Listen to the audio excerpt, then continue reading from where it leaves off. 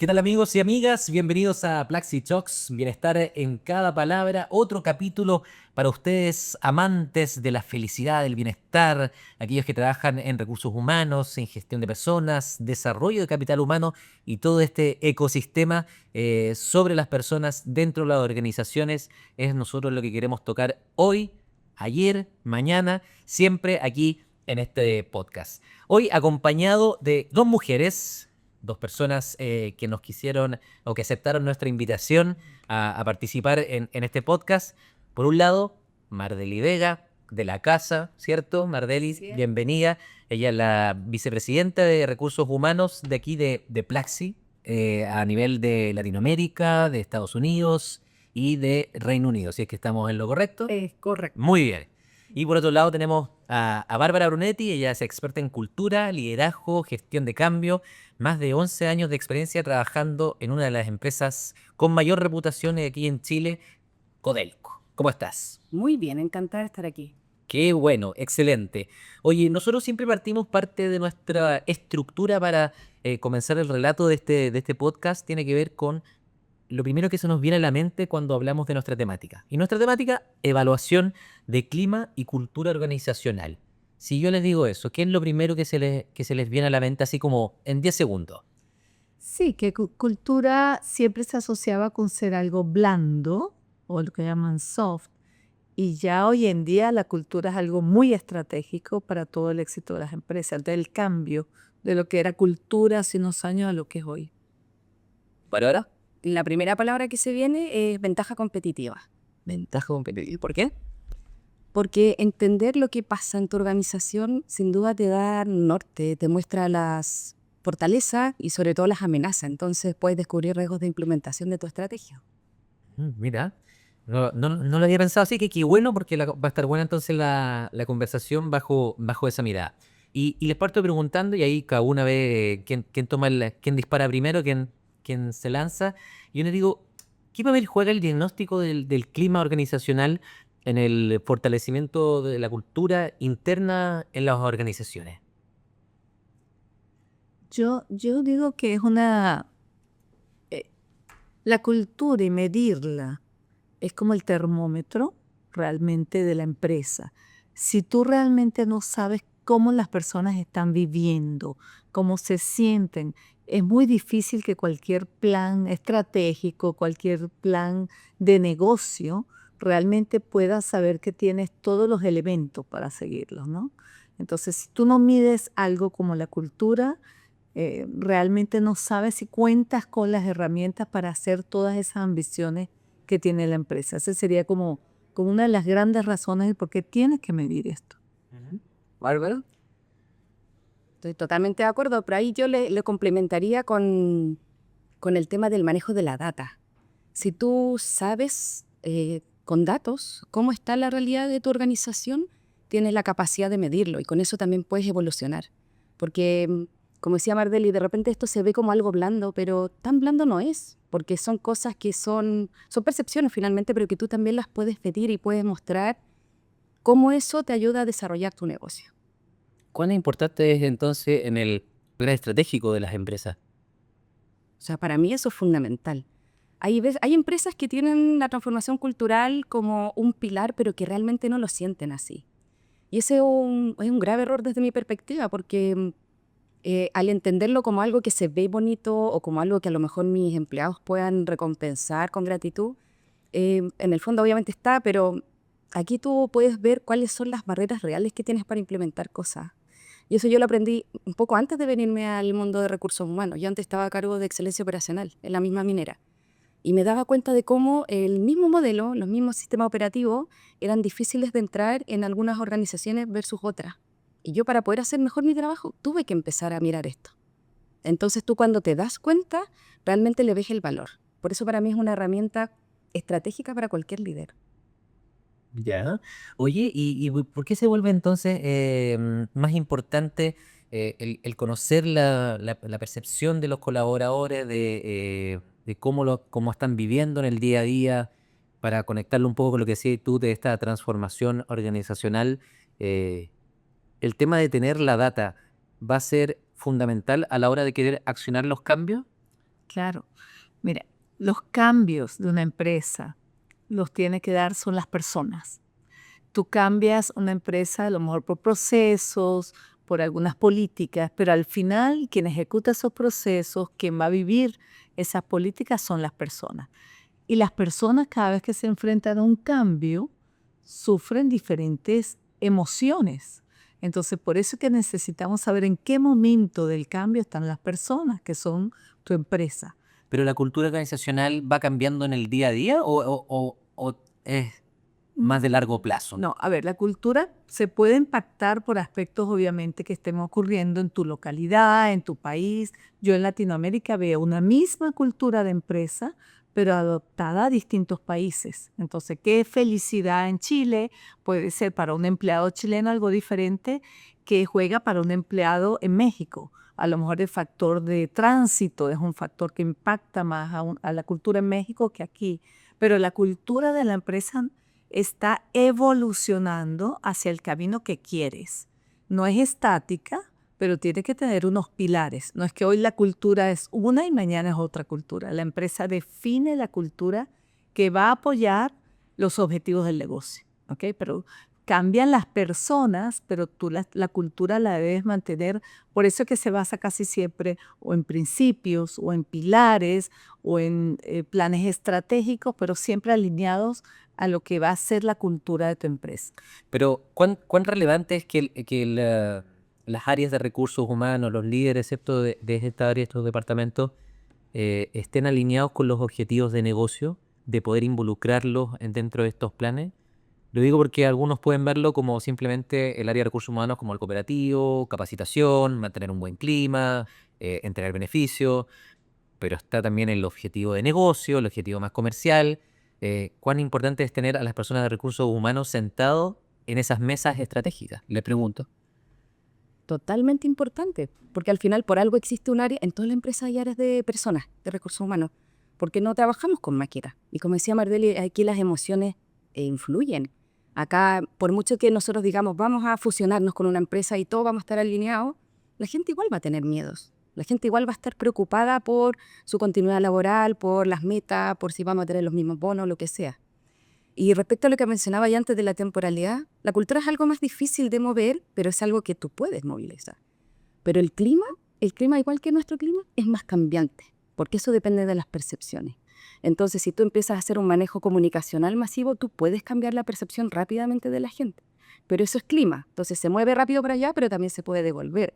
En cambio, la cultura son cosas súper estructurales. Tú hablaste delante del alineamiento. Y eso para mí es un elemento fundamental de la cultura. Si una organización no sabe alinearse a sí mismo, ¿de qué te sirve traer los mejores proyectos de innovación o crear nuevas líneas de negocio si la gente no lo va a entender? Y eso parte desde tus líderes, porque es parte de la cultura que tú tienes ahí. Pero ahí, ¿cuánto los involucran a ustedes dentro de los objetivos de negocio? Claro, es que mira, tú hablabas de recursos humanos en la mesa estratégica. Generalmente, en una organización, recursos humanos no es más del 2% de la planilla de una empresa. Nosotros estamos en la mesa porque nosotros tenemos que dar las guías para que los que son fundamentales, como decía Bárbara, que son los gerentes, los líderes, sepan cuáles son las guías y qué herramientas usar para nosotros conseguir los objetivos de nuestra cultura organizacional. Entonces, el 2% que es recursos humanos está en la mesa para dar estas guías. No es que recursos humanos maneja el clima, maneja a las personas, no. Como te digo, quien lo maneja realmente son los gestores, los líderes.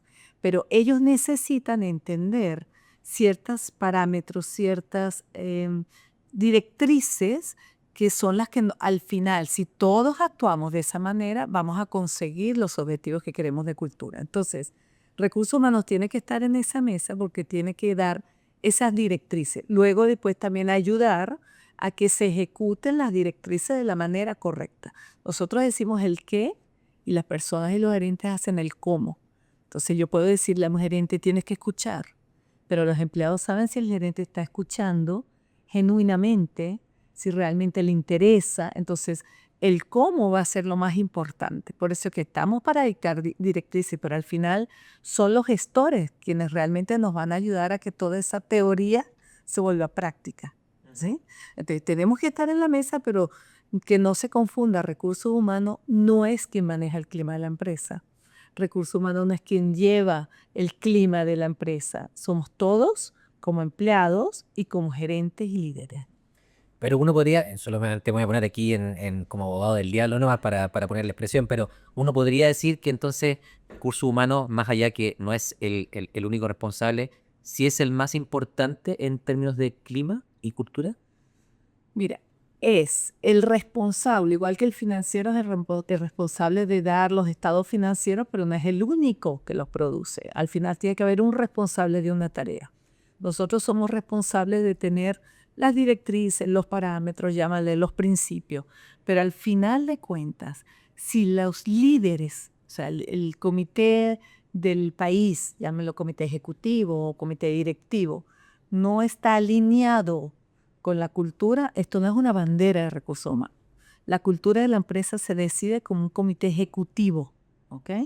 Y se debería construir escuchando a los empleados. Entonces, al final, la cultura de una empresa es el resultado de una estrategia, de escuchar a tus empleados, pero de que los líderes compren esto. No es que recursos van a llegar, oye, esta es la cultura que acabo de diseñar en mi cuarto y ahora todos los directores tienen que seguirle y aprendérsela. La co-creamos, basadas en que a dónde queremos llevar el negocio de la empresa y qué cultura apoya eso. Si quiero cambiar, nosotros hicimos un spin-off y al hacer un spin-off traíamos una supercultura, tuvimos que definir una nueva cultura. ¿Qué cultura se adapta a esta nueva empresa que estamos creando? Entonces, si me explico, no es la tarea de recursos humanos. A lo mejor nuestra tarea es en qué fecha se lanzan las encuestas, cuándo se tiene que hacer, la comunicación clara, explicar por qué, que la gente participe, que sea algo confidencial. Todo eso lo podemos hacer como proceso, pero no somos los dueños de la cultura y que recursos humanos es el responsable o el engagement es mío, el resultado es de todos. ¿Sí me explico? ¿Tú sientes que se comparte eso? Sí, totalmente, pero algo adicional es que hay empresas donde personas no es un aliado estratégico, no es visto así. Y para mí, recursos humanos tiene que tomar ese rol de influir, de demostrar, oye, este plan estratégico está buenísimo, pero no vamos a llegar con la cultura que tenemos hoy. Eso fue un caso que nos pasó en Codelco, porque antes no estaba así. No era un aliado estratégico y teníamos que hacer una transpación importante porque teníamos algunos problemas financieros que son de conocimiento de todos los chilenos. Y ahí apareció el número uno de ese momento diciendo, es que esto es imposible hacerlo con la cultura que tenemos hoy. Porque claro, la gente no creía, no tenía ambición de partida, no creía que era fácil de cambiar, no creía que habían problemas. Y la verdad es que si tú quieres agilizarte, tienes que sacarte un poco de grasa. Y esa grasa muchas veces lo tenemos nosotros mismos. Y no es que la queramos tener, es que uno hace el trabajo queriendo hacerlo de la mejor manera, pero aprendiste formas o no tienes canales que son relevantes para que eso suceda. Entonces, si estás en una empresa donde recursos humanos todavía está viendo como un tomador de pedido y tú ves que esto es un riesgo de implementación, para mí tu responsabilidad también es hacerlo ver. Bardelli, tú hablaste de la importancia de los líderes, ¿cierto?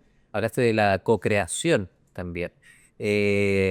¿Cuánto impacta la mayor cabeza local, internacional, con estas políticas? Si yo quiero decir, quiero que todos los empleados valoren y aprovechen los beneficios, pero yo, siendo el gerente general, no lo hago. Es crítico, ¿ah? O sea, las personas ven lo que nuestros líderes hacen, porque principalmente tú tienes que tener confianza en esos líderes. Y cuando tú confías en un líder, también hay un tema aspiracional. A lo mejor muchos quisieran llegar a esas posiciones de liderazgo, pero tú tienes que tener líderes que tú veas que para ellos cultura es un tema importante. ¿Y cómo haces esto? Mira, yo desde que entré en Ploxi, que antes nos llamábamos Sodexo Benefits, todos los años, sea lo que sea que esté ocurriendo, tenemos encuestas de clima. Y todas estas encuestas de clima, el primero que se apropia de esto es nuestro CEO global, son nuestros comités ejecutivos y ellos ponen esto en la agenda. O sea, sabemos que es en una época del año, Así no sea el mejor momento, estábamos en un momento de pandemia, otro, pero eso es parte de la cultura, el poder medir. Entonces, eso es bien importante. Ahora, volviendo al rol estratégico también, recursos humanos tiene la responsabilidad de conocer muy bien el negocio. Para poder estar en una mesa estratégica, yo como recursos humanos tengo que saber cómo mi empresa hace dinero, cuáles son los factores de éxito de mi empresa. Entonces también tenemos un ida y vuelta para estar en esa mesa. Yo soy ingeniero de computación, estuve mucho tiempo en el negocio y llegué a recursos humanos hace años porque me llamaron y me dijeron, queremos que el negocio esté sentado aquí en la mesa. Pero si yo hubiera venido solo a recursos humanos, mi responsabilidad siempre hubiera sido entender el negocio para realmente entender cuáles son los temas críticos en los que yo puedo impactar a las personas. ¿Ok? Una empresa de ventas, tenemos que tener muy claro si los planes de incentivo están motivando a las personas a lograr los objetivos de la empresa. Y no tengo 3 equipos que se están luchando con el cliente con planes de ventas que son conflictivos, ¿me entiendes? Entonces, nuestro rol es que los líderes nos sienten en la mesa, o sea, necesitamos ese apoyo de que sepan el rol estratégico de recursos humanos, pero de nuestro lado recursos humanos, el conocimiento del negocio, vamos a poder aportar más a la mesa, ¿sí? Ujú. Y en el presente, actualmente, Sí. ¿ustedes cuánto sienten que están valoradas las áreas de recursos humanos dentro de la empresa? Yo sé, más allá quizá de la data, pero de lo que ustedes ven dentro de su experiencia. ¿Sienten que están bien valoradas? ¿Sienten que todavía falta que ganen ciertos espacios, que se empoderen más? ¿O están en un muy buen pie hoy por hoy? Y yo creo que es bien variado. Es bien variado. Creo que las empresas más grandes ya se están dando cuenta que esto es una prioridad. ¿Cómo se dan cuenta? Porque les empieza a doler la fuga del talento. Generalmente es así, ¿o no? Oye, se nos está yendo la gente y por eso ya empezamos a mirar qué es lo que está pasando. Entonces eso las impulsa. Y yo te diría que las startups también se preocupan bastante de eso. Porque hoy en día ya las generaciones van cambiando, se están sumando generaciones nuevas donde el bienestar es un deste. Ya no con más plata voy a poder convencer a una persona o con más poder. De hecho, están pidiendo flexibilidad o poder compartir tiempo con su perro, con sus amigos. Entonces, todas las personas que están siendo futuristas, que tienen una visión de futuro clara, saben que la ventaja se tiene que construir hoy para mañana estar preparado. Pero todavía hay hartas empresas que no ven ese problema. Sobre todo las empresas que están consolidadas hace mucho tiempo y que no crecen tanto porque la gente se queda ahí. Pero cuando tengan que hacer el recambio, va a ser una complicación importante. ¿Sí? Yo creo que hemos avanzado mucho, ¿ah? La verdad, yo sí creo que hoy en día las empresas se han dado cuenta del valor estratégico de las personas. No le llamas a lo mejor recursos humanos o people, pero las empresas saben que si no logramos que nuestros empleados sean felices, que quieran trabajar en equipo, que apoyen las estrategias, no se logra, ¿ah? No se logra. Hoy en día, cada vez más, los empleados son las personas más inteligentes de cada año y entienden lo que es ser feliz, lo que ellos quieren.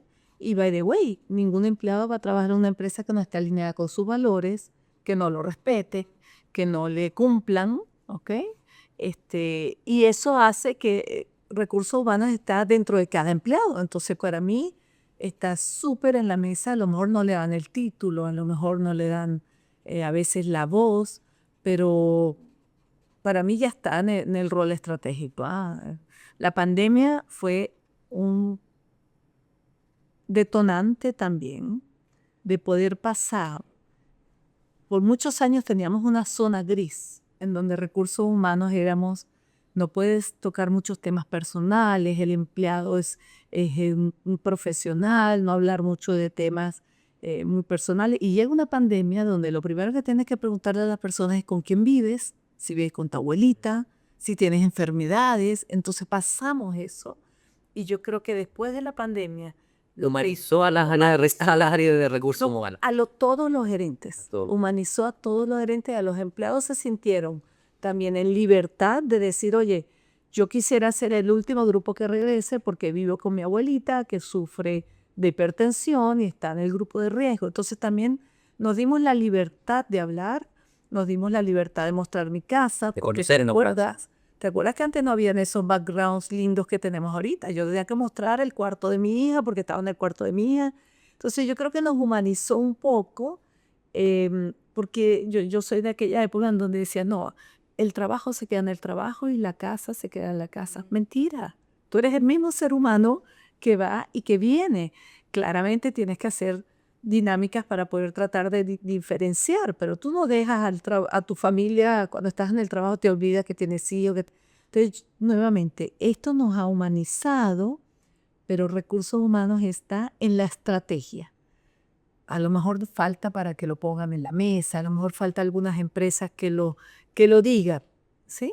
Pero ya está, porque las personas son las que hacen el trabajo. Yo le preguntaba porque en el fondo, quizás hace 20 años, para tirar la tierra bien larga, recursos humanos era el que estaba a cargo de los beneficios, que estuviera limpio el baño, de pasar la máquina para marcar tarjeta, qué sé yo, y tener al día el panel de comunicación, o sea, el corcho, ¿cierto?, de las noticias de comunicación interna, de los cumpleaños, un rol que yo no me atrevería a decir que es estratégico el de hace 20 años.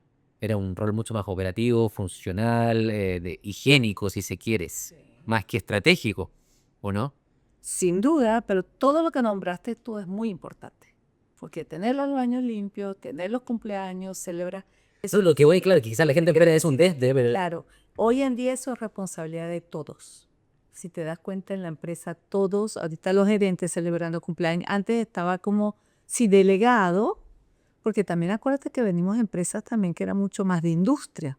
Entonces, de esta parte estaban los industrias y ahí las oficinas estaban afuera. Entonces, sí, pero yo hoy en día te puedo decir que nosotros estamos evaluando ahorita si los líderes que tenemos hoy son los que nos van a llevar los próximos 3 años. Entonces, las personas a lo mejor que nos trajeron hasta aquí nos tienen las competencias que necesitamos para los próximos 3 años. Y eso es lo más importante que yo creo que es el rol de recursos humanos, que es hacia dónde va a ir la empresa, qué competencias necesito para esto. Nosotros venimos de convertirnos en lo que puede ser una fintech que nació antes del Internet. Entonces, ¿qué competencias necesitamos traer?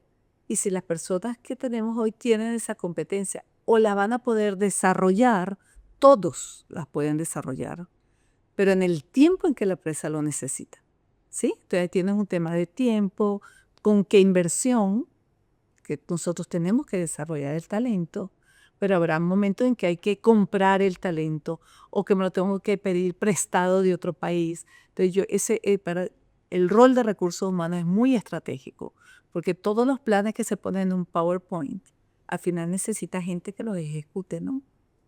Oye, Bárbara, ¿cómo lo hacen ustedes o cómo has visto tú dentro de tu trayectoria laboral? ¿Cuáles son las estrategias o más bien metodologías más eficaces a la hora de medir el clima, de la cultura organizacional? ¿Cómo lo hacen ustedes para medirlo? ¿Cómo lo has visto? Hay una serie de herramientas que te pueden ayudar, A ver, cuéntanos, por favor.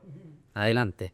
pero son de empresa. No sé, parece. Sí, pero dale, dale, Lo dale. importante es que tú primero sepas para qué quieres medir. Entonces, por eso tienes que ver qué hay. Está un Gallup, por ejemplo, que te habla bastante como del engagement que tienen las personas. Ahí está el OHI que tiene McKinsey, que es súper denso y te habla de prácticas, pero también de percepciones. Está el Great Place to Work y así. Hay un montón de herramientas que te ayudan.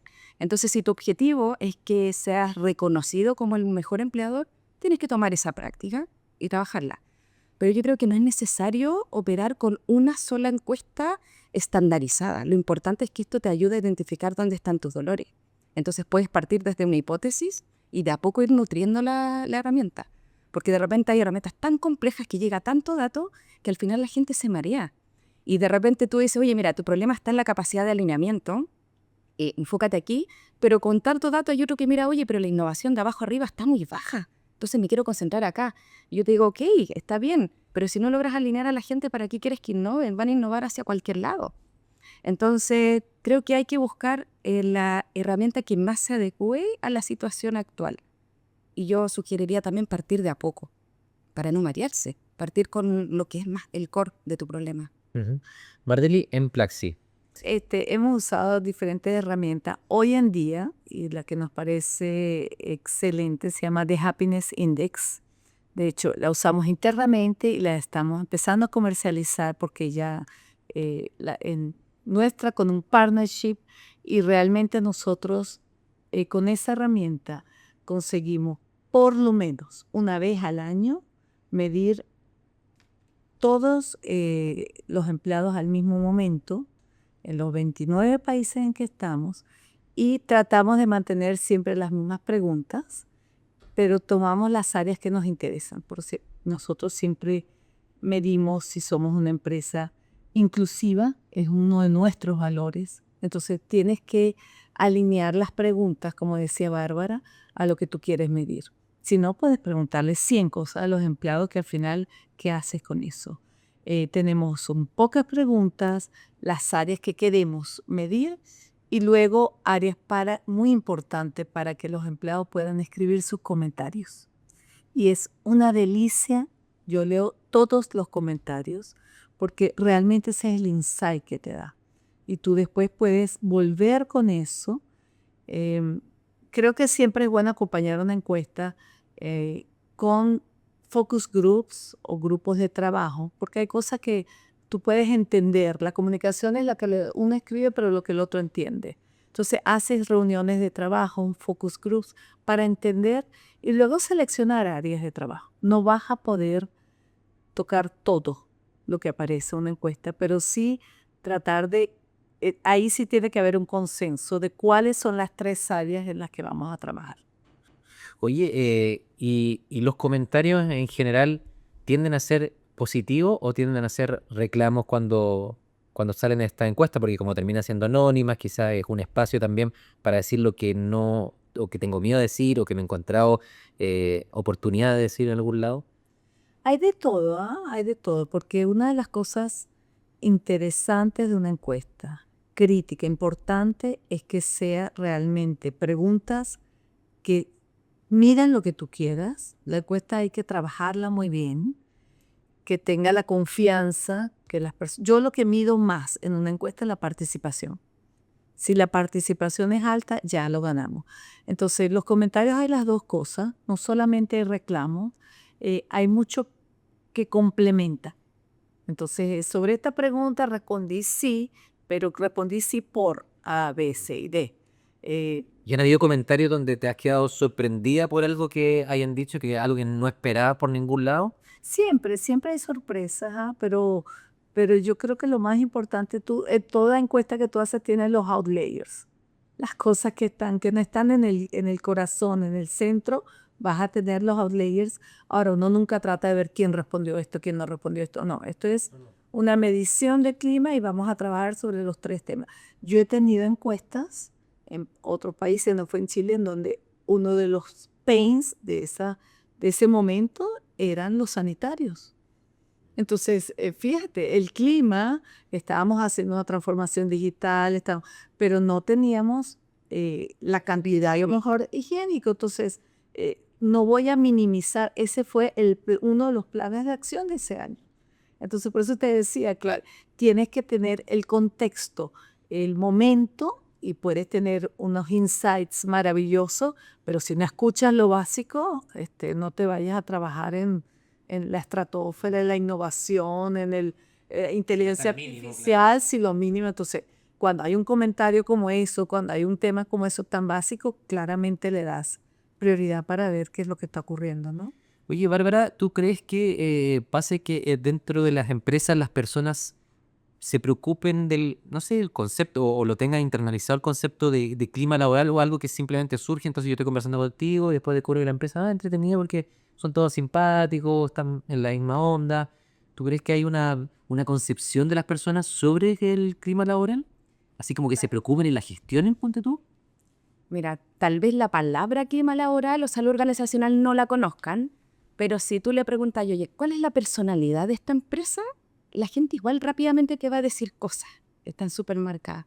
Idealmente que te digan de los valores, y porque ahí estamos haciendo un buen trabajo de conexión, pero generalmente son cosas que ellos ven más en el día a día. Y yo te diría que cualquier persona que haya experimentado el haber sido reconocido algún día se va a dar cuenta de la importancia de estas prácticas, que de repente se ven como sutiles en la empresa, pero que tienen un impacto en tu motivación, en tu apertura de mente, en la creatividad, en la forma en que resuelves problemas, que te hace ver al tiro que es muy relevante trabajarlo. No creo que sea algo que esté en las bases, porque no son cosas que se conversan. ¿Pero hay que hacerlos ver eso o no? Yo creo que sí hay que hacerlos ver. Hay que hacerlos ver sobre todo de las cosas positivas que ya existen. Porque la mente humana es muy buena para concentrarse en lo negativo, ¿cierto? Es como que el error lo vemos al tiro. Pero si tú les muestras todas las cosas hermosas que hay y el trabajo que se hace para que tú tengas un buen pasar en tu trabajo, te cambian la percepción. Y esa es la parte del clima, que es como la más manejable. Pero con eso tú también le das fundamentos para que ellos y ellas se comporten de una manera adecuada, para que también generen ese entorno con sus compañeros. ¿Y hoy día existen resistencias para evaluar el clima laboral? Que las personas se restrinjan. Sí, y eso depende de muchos factores. Para mí uno de los más importantes es entender qué tan jerárquica es tu empresa y cuánto se les permite disentir. Porque cuando estás en una organización donde todos tienen que seguirle la mano al jefe y donde me están haciendo una pregunta donde me dicen, oye, ¿cómo se comporta tu jefe? Lo más probable es que las respuestas no sean tan reales. Y tú te puedes dar cuenta. A mí me pasó en algunas oportunidades donde veía resultados maravillosos, pero no se condecía con los resultados del negocio o con lo que yo misma podía levantar del entorno. Entonces, por supuesto que pueden haber datos errados. ¿Pero por Tienes que qué pasa eso? ¿La gente le da miedo perder el trabajo? ¿Qué es lo que pasa? Confianza. Hay falta de confianza. Para mí la confianza es uno de los componentes más complejos de trabajar, pero el más importante para cualquier equipo. No hay equipo del que se empeña sin confianza, ¿cierto? Y no hay ninguna medición de clima o de salud organizacional que pueda ser efectiva si no hay confianza ni siquiera de responder la realidad. Entonces tenéis que armar un clima propicio para que la gente quiera realmente aportar. ¿Y eso es responsabilidad del líder de ese equipo en particular o de la empresa en general? De ambos. De partida, para mí, esto es un desafío que debería estar a nivel del board. Los directores deberían estar preocupados de estos temas, porque es un riesgo de su negocio. Y ellos y ellas deberían estar dirigiendo la importancia de hacer esto. Así como mapear los riesgos, deberían mapear este también. Pero como decía antes Mardieli, no hay forma de que tú cambies la cultura si no es a través del líder que está ahí. Todo lo que hace o deja de hacer un líder, sin duda te marca la cultura. Por lo tanto, tú no lo puedes hacer desde afuera. Por eso el recurso humano no es responsable de esto. Tienes que hacerlo a través de los líderes y de toda la cadena de líderes. Oye, ¿y ¿es clave el anonimato para este tipo de encuestas? Es lo que te iba a decir. Hay varias razones por las que las personas puedan no responder a una encuesta. Una, si tienen miedo, las encuestas tienen que ser anónimas. Una de las mejores encuestas es cuando tú las dejas anónimas, pero la persona puede tener la opción de poner su nombre si quiere. ¿Ok? Y esa es otra medición que tienes, cuántas personas ponen su nombre. Pero también hay líderes que también puede que no les guste una encuesta porque crean que va a ser evaluado él como líder. Hace años se le medía a cada gerente en la industria de tecnología cuál era el resultado de su engagement.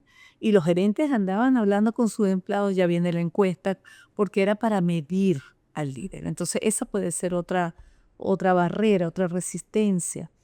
La mayor resistencia es si haces una encuesta y no compartes los resultados, porque la encuesta termina cuando al final hay cuáles son las acciones que vamos a hacer y qué acciones co-creamos que vamos a hacer, no cuando la persona responde. Entonces, la persona no responde, ¿por qué? Porque por miedo a represalias, como decía Bárbara, o el líder le da miedo que sea para medirlo a él, entonces a lo mejor no hace tanto interés en que los empleados respondan, o yo ya respondí todos los años y nunca volvieron conmigo a decirme qué pasó, cuáles son los resultados. O no importa que cada vez digo algo y nunca veo No cambio hay o no, acción, no hay no veo acción. cambio alguno de su Lo veo correctamente. Entonces, motivo de contestar. tienes que ser, la empresa tiene que ser también vulnerable y honesta de mostrar. Esto es un espejo. Las encuestas son un espejo de cómo nos vemos y tú muestras, esto es lo que salió. Si hay 15 tópicos a tocar, la prioridad la definimos entre todos. No podemos hacer 15 cosas. Yo sé que mencionamos una palabra clave, o Bárbara mencionó una palabra clave que es la palabra confianza. Sí, ¿cómo se logra para que exista esa alta participación y generemos respuesta honesta? Hay que usar mucho, mucho la escucha activa en el día a día, no solo cuando viene la encuesta. Hay que ser empático, ¿ok? El líder tiene que ser empático y los empleados tienen que sentirse seguros de compartir y de preguntar, porque muchas veces hablamos de una cultura, pero hay otra la que se vive. Entonces hay que observar, preguntar. Oye, me dijeron que aquí es 3 veces en la casa y 2 veces en la oficina, pero yo veo que todos vienen los 5 días. ¿Cuál es la verdad? ¿Cuántas empresas no declaran que son híbridas, pero después ves que el gerente general va los 5 días, los directores van los 5 días y si yo no voy, te dijeron, te perdiste la reunión y no están preparadas para hacer reuniones mixtas, virtuales? Entonces, una cosa es la cultura que escribes y otra es la que es verdad. Entonces, para que la gente se sienta capaz y con confianza, eso es algo que toma tiempo, pero es de parte y parte. El empleado también tiene que abrir, comunicar, y el gerente tiene que tener escucha activa y hablar. El empleado no tiene que hablar con las paredes. La empresa no es no es en los pasillos. Por eso existen los gerentes, los líderes, porque esa es la persona que la empresa denomina para que esté más cerca de ti. ¿Okay? Porque por eso es que tenemos un span para que cada gerente no tenga más de 7 personas, para que pueda compartir one on one, pero eso no te exime de que puedas ir a hablar con otro director o tengas un mentor. Entonces, la empresa tiene que preocuparse de poner canales de comunicación, tener también cajas de sugerencias, speak-ups, no complaints, pero la confianza se construye mucho con la escucha y con ser honesto y decirlo, también hablarlo. No solo cuando me voy, entonces en la encuesta de salida es que digo, no, hay que dar feedback.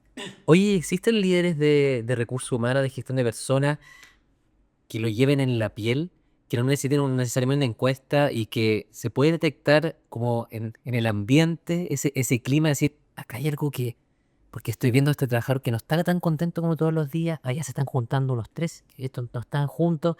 Hay señales que uno empieza a ver que no necesariamente están en una encuesta, o no necesariamente pasó, no es que hubo un despido masivo o algo así, sino que, wow, acá hay señales que me están diciendo que hay algo que no está como debería estar. Sí, sin duda el olfato El existe, olfato. pero también hay datos. Por ejemplo, si hay un área donde no está cumpliendo los objetivos trazados, un área que antes cumplía, tú vas y le preguntas, estoy preocupado por ti, no estás cumpliendo, ¿qué te pasa? Y eso debería salir. Tú también lo ves en otros indicadores, se te fuga la gente. Rotación.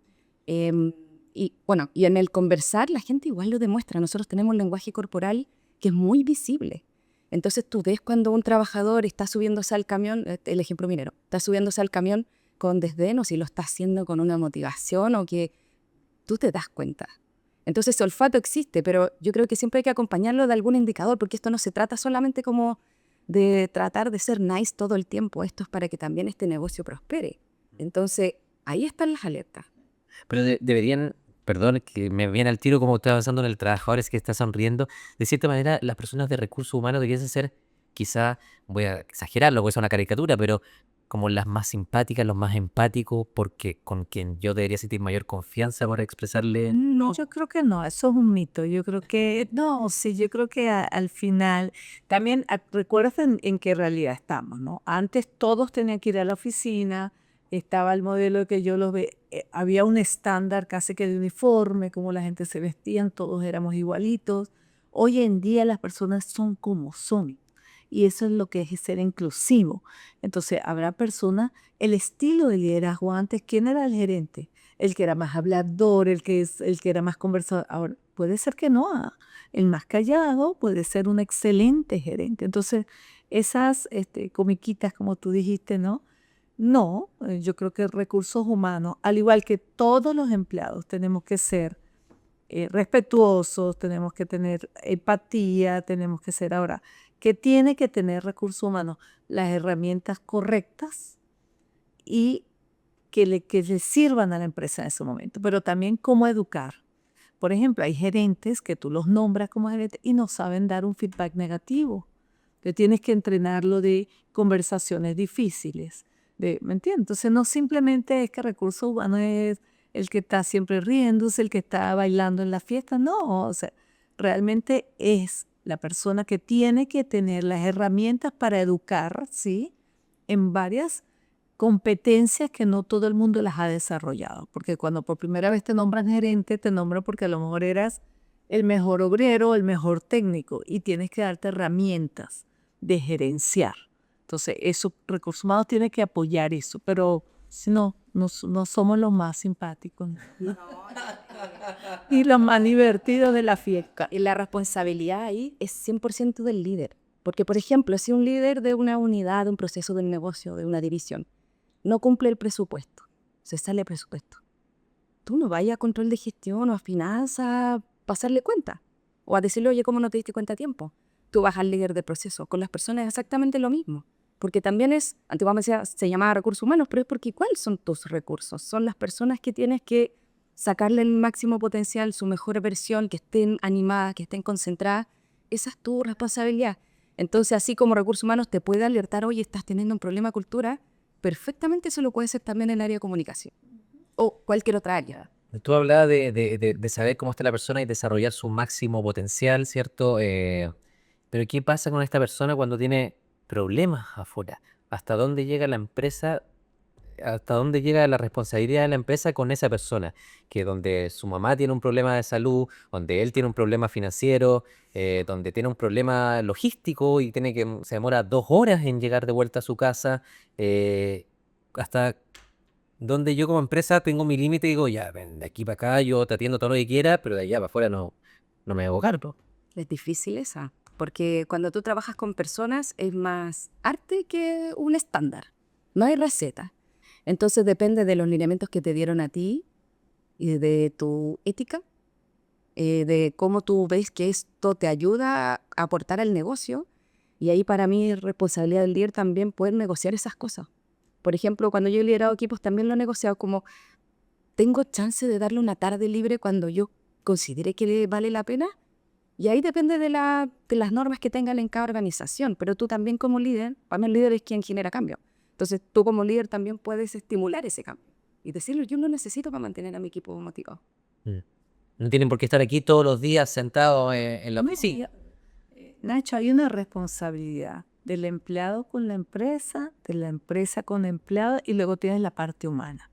O sea, si un empleado no consigue llegar en horario porque vive muy lejos ¿sí? Y es algo que no va a cambiar, realmente es una responsabilidad del empleado de comunicarse y decir, mira, a lo mejor no puedo conseguir cumplir con esto. Ahora, si es algo eventual, tuviste la muerte de un pariente, ahí tú eres empático 100%. O sea, la empresa tiene que darte... O sea, debería, por lo menos. No. No es aceptable la no empatía.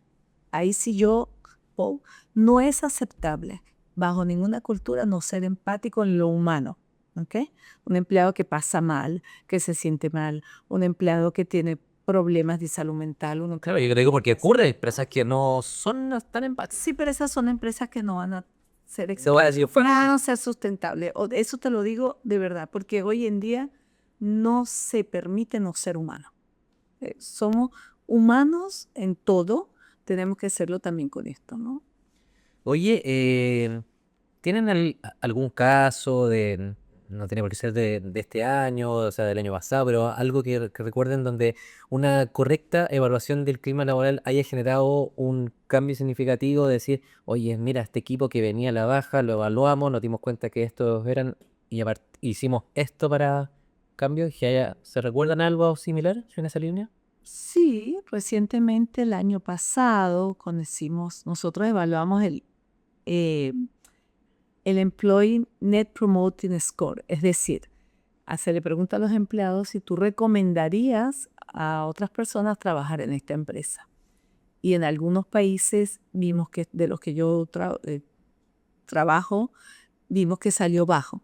Entonces, bueno, fui a entender qué había ocurrido y es un poco lo que te decía. Habíamos declarado en algunas de estas empresas un modelo híbrido de 3-2, y en la práctica las personas no estaban viviendo eso.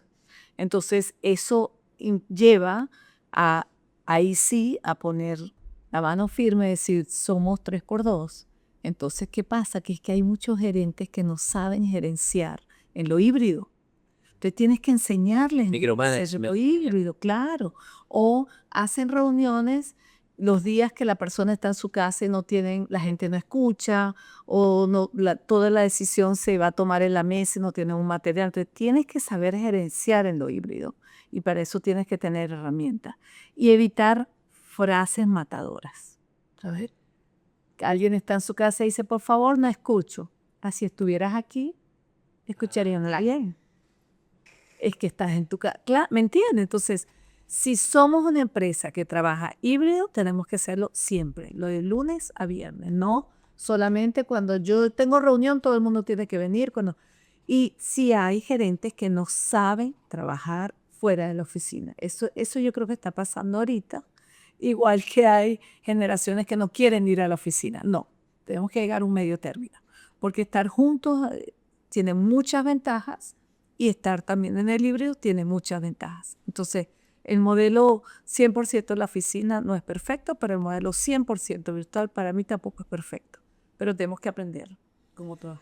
Oye, estamos cerrando ya este capítulo, hablando de clima organizacional, o cultura organizacional, que pueden ser un poco ir de la mano, ¿cierto? No son necesariamente lo mismo. Pero quería que me dieran algunas, no a mí en realidad, a quienes nos escuchan, que le dieran algunas recomendaciones a las personas que están a cargo de las áreas de recursos humanos, gestión de personas, bienestar, cualquiera que sea el nombre de ese departamento que se preocupa del capital humano, eh, para poder desarrollar bien estrategias, para poder mejorar el clima laboral, para poder, no sé si la palabra es mejorar la cultura organizacional, pero sí llevarla a donde ellos quieren. ¿Cuáles serían como una breve recomendación, así como para quienes nos escuchan? Parto yo. Estamos viviendo varios cambios. Ahora, por ejemplo, apareció la inteligencia artificial. Eso va a cambiar las dinámicas. A futuro, todavía, en un par de años más. Si hoy no están trabajando en el cambio de su cultura, cuando llegue esto, cuando ya su negocio necesite que incorporemos estas nuevas dinámicas, van a tener mucha resistencia. Les va a costar adaptarse, porque no van a tener la flexibilidad. Entonces, si no lo haces hoy porque en tu mapa estratégico de hoy no lo requieres, mi recomendación es que lo empiecen a hacer igual, porque necesitas tener músculo y esta flexibilidad para prepararte para eso y para todas las otras cosas que puedan venir. Pero eso ya está bastante visible y necesitamos prepararnos. Y si te cuesta aún más pensar por qué esto es importante, pensemos cuando llegó el COVID acá. Muchas empresas no tenían preparada a la gente para trabajar desde la casa. ¿Cuánta pérdida significó eso? ¿Cuánto estrés le generaste al empleado de haberlo, sin haberlo necesitado? Porque podrías haberlo adelantado. Así que mi invitación es a que miren más allá de lo que está pasando hoy. Tienes que mirar tu entorno, estar claro para dónde van los negocios, porque desarrollar capacidades en las organizaciones toma tiempo. Súper, gracias Bárbara. Mardelli. Mira, yo creo que todos los colegas de recursos humanos tienen clarísimo la importancia del clima, de la cultura. Somos una raza, los de recursos humanos, que nos hablamos mucho entre nosotros. Entonces, ese networking nos va a ayudar. Sí, bueno, hay competencia en recursos humanos. De verdad que nos contamos todo. Pero yo creo que lo que hay que hacer, yo cada vez que viajo a los países, hablar con los empleados, hablar con el empleado nuevo, hablar con el empleado de mucho tiempo, hablar con hombres, mujeres, jóvenes, escuchar. Yo creo que recursos humanos sí tiene la responsabilidad de escuchar diferentes voces, y claramente con esa escucha validas algunos temas, pero siempre tal cual lo que dice Bárbara. Nosotros ya lo que va a hacer este año ya fue. Yo digo, ya en el negocio no se va a cambiar. A lo mejor traes clientes más, traes clientes menos, pero siempre hay que mirar. Recursos humanos tiene que entender el negocio, hacia dónde va, y mirar a futuro. Recursos humanos nunca puede pensar ni en el pasado Y el presente es una consecuencia, pero vivir el presente pensando en el futuro. Hoy, ¿para qué te vas a desarrollar? ¿Cuál crees que puede ser tu próximo cargo? No pienses en títulos, no importa si te vas a estar en este cargo, no, ¿qué quieres desarrollar? ¿Hacia dónde quieres ir? Y porque hay que hablar el futuro, sin crear la ansiedad del presente. Ese es otro tema. Tenemos que cuidar las emociones. Hoy en día hay mucha ansiedad en el ambiente laboral. Y ese es un tema importantísimo que tenemos que conversarlo, tenemos que hablarlo, porque el estrés negativo nos está impactando. Entonces hay que hablar, hay que decir. Ahora, no nos olvidemos que Recursos Humanos tiene el mayor inversión, que son las nóminas de nuestras empresas. Nosotros manejamos el budget más grande de una empresa. Y basado en ese budget, en inflación, en desempleo, nosotros tenemos el plan estratégico en nuestras manos. Entonces, nos tenemos que conversar mucho, tenemos que escuchar mucho, pero también educarse para ver qué es lo que viene. Nosotros siempre tenemos que estar viendo hacia el futuro. Hacia el futuro.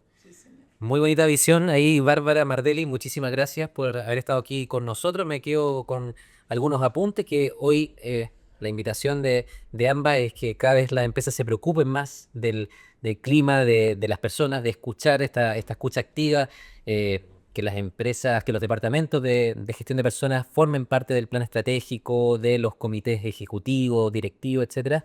Y algo que salió como un no negociable, quizá el rol del líder. Cómo el líder toma esto en las distintas escalas, sea el gerente general o el jefe de un área, o incluso el mejor compañero dentro de ese equipo de trabajo. Y definir objetivos para medir, que sean claros y para poder tomar las mejores acciones dentro de ese campo que queremos desarrollar o que está crítico por ciertos motivos. Muchas gracias a las dos por haber compartido aquí con nosotros en Plaxi Talks. Bienestar en cada palabra. Los invitamos a todos quienes nos escuchan a seguirnos en nuestras redes sociales, Plaxi Chile, a escuchar en Spotify, a vernos y escucharnos también en Spotify y en YouTube. Muchísimas gracias y nos vemos en un próximo capítulo. Gracias, Marlene. Gracias. Gracias.